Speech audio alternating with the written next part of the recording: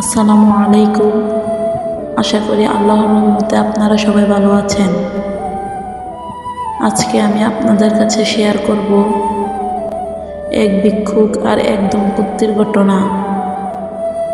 এমন আশ্চর্যজনক ঘটনা যা শুনলে আপনারা অবাক হয়ে যাবেন।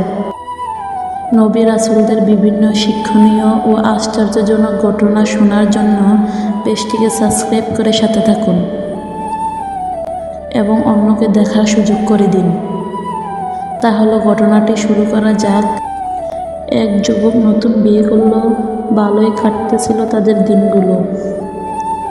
একদিন তার স্ত্রী খুব ভালো খাবার রান্না করলো।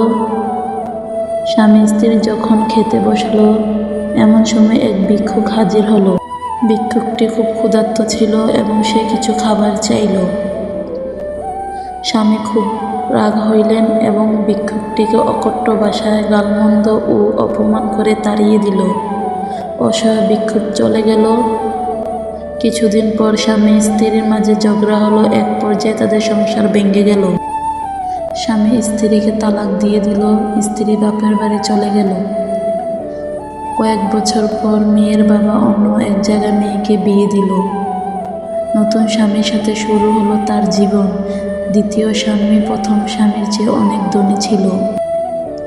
একদিন স্বামী স্ত্রী খেতে বসলো। ইতিমধ্যে একজন ভিক্ষুক আসলো। স্ত্রী স্বামীকে বলল, আমি ভিক্ষা দিয়ে আসি, কারণ এমন এক মুহূর্তে আমার প্রথম স্বামী এক ভিক্ষুকের সাথে খারাপ আচরণ করেছিল, যা আমি কখনো ভুলতে পারবো না। যখন স্ত্রী ভিক্ষা দিতে গেল তখন সে অবাক হয়ে গেল, কারণ তার সেই প্রথম স্বামী তার সামনে ভিক্ষার পাত্র নিয়ে দাঁড়িয়ে আছে। স্ত্রী চোখের পানি রাখতে পারল না। মেয়েটি তার দ্বিতীয় স্বামীকে বলল, আমি আপনাকে একটি আশ্চর্য ঘটনা শোনাব। তারপর মেয়েটি তার প্রথম স্বামীর সাথে ঘটে যাওয়া ঘটনাটি বলে দিল। তখন দ্বিতীয় স্বামী চোখের পানি ছেড়ে দিয়ে বলল, আমি তোমাকে এর চাইতেও আশ্চর্য ঘটনা শোনাব। তুমি হয়তো শুনে অবাক হবে যে ওই দিনের অসহায় সে ভিক্ষুকটি আমি, যিনি আজ তোমার সম্পদশালী স্বামী।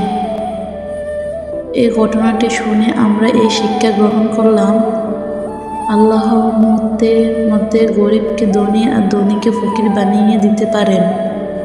সুতরাং আমরা কখনোই কোনো অসহায় কিংবা গরিব লোকের সাথে খারাপ ব্যবহার করব না। যদি পারি নিজের সাধ্যমতো সাহায্য করব।